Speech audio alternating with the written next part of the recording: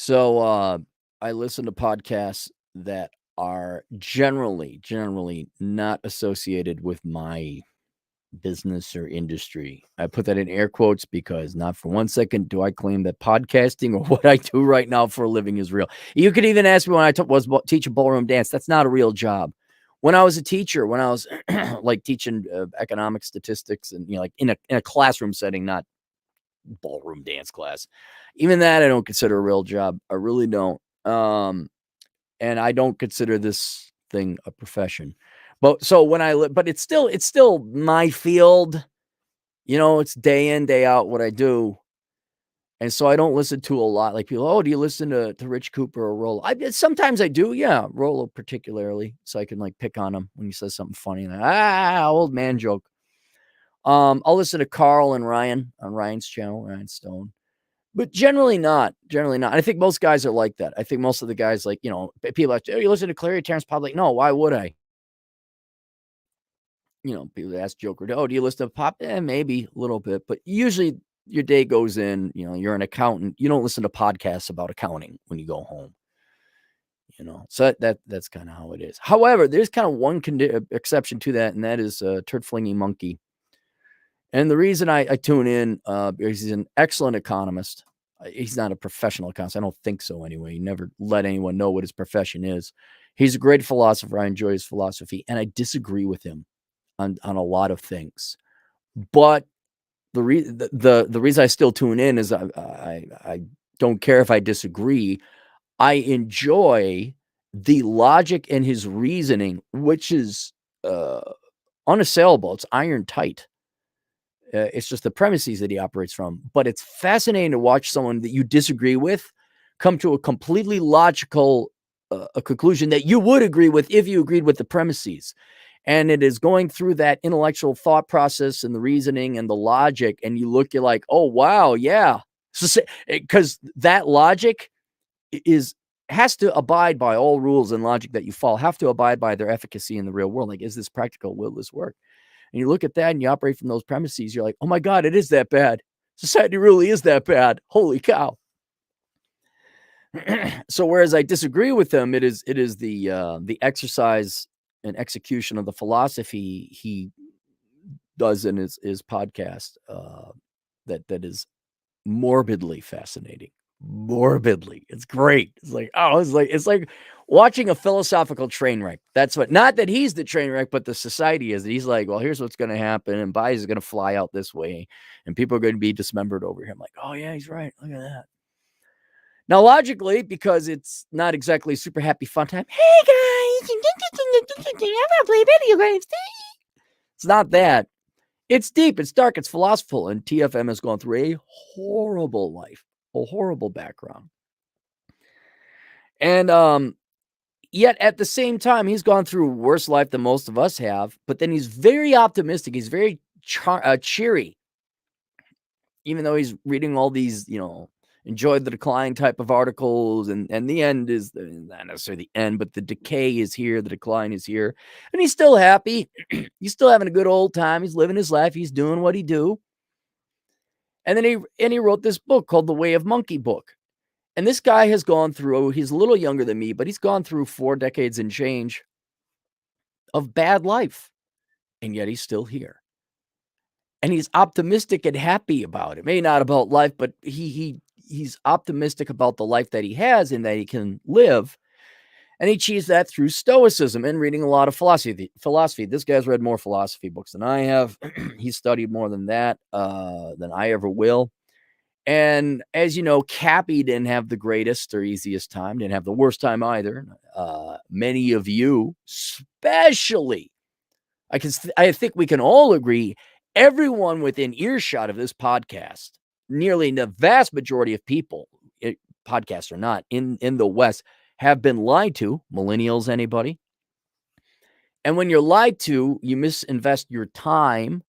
And if you misinvest a lot of your time and a lot of your money, namely through education, starting from K through college and your money through college, and you are misled about how the real world should work, when you're dumped out in the real world, you fail. And not even necessarily because of anything you did. I mean, yeah, it is you're the idiot that listened to your teacher, follow heart, money will fall. Okay, you did major in whatever, poetry. You did take out $250,000. You're a moron in that regard, right? But you were following people's advice. But because of these actions, your life is hosed.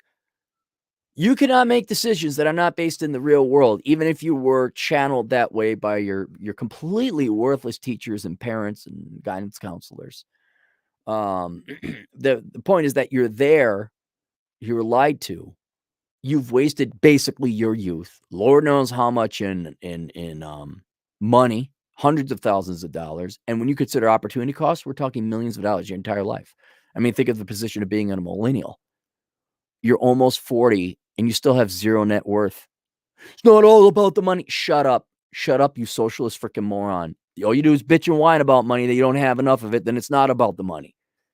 Point is that they're poor, they're not succeeding in the real world, they're mentally ill in a lot of cases because you can't go through 4 decades of life and fail all the time and not have the real world do what your parents and guidance counselors and teachers said it was going to do without incurring some kind of mental. And this isn't even your fault.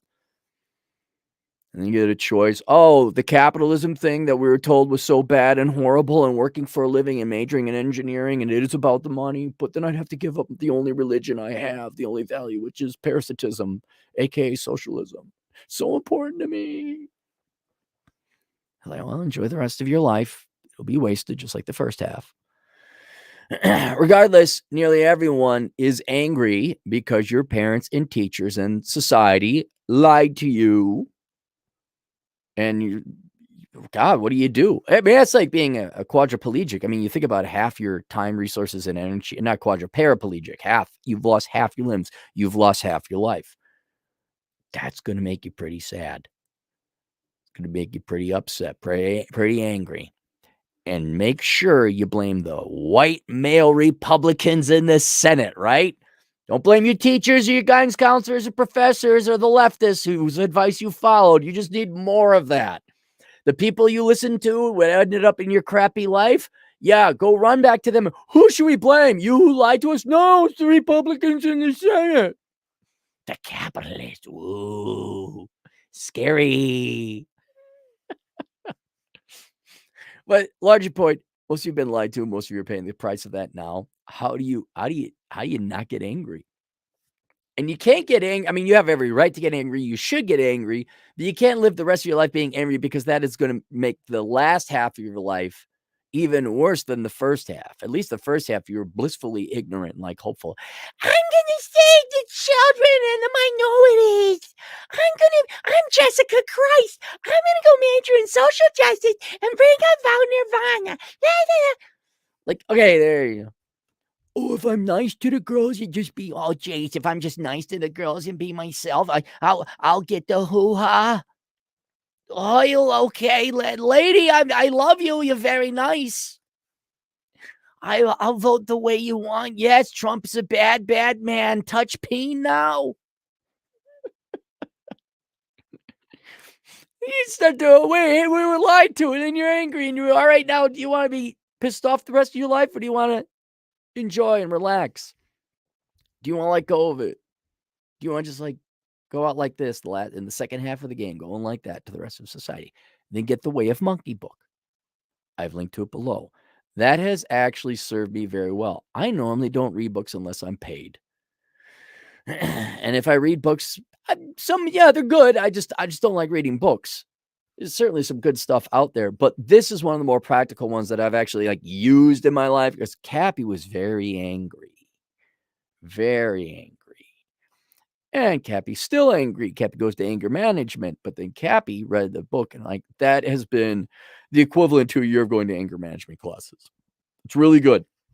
And it's very modern. Very modern. I've said it before. I am not overstating this. The Way of Monkey book is the modern day Meditations by Marcus Aurelius, the original, or perhaps the most famous Stoic, maybe not the original. He was Roman. The Greeks came before him. And it's very helpful. For whatever, the $12, what is it? I linked to it below. Oh, paperback is $22.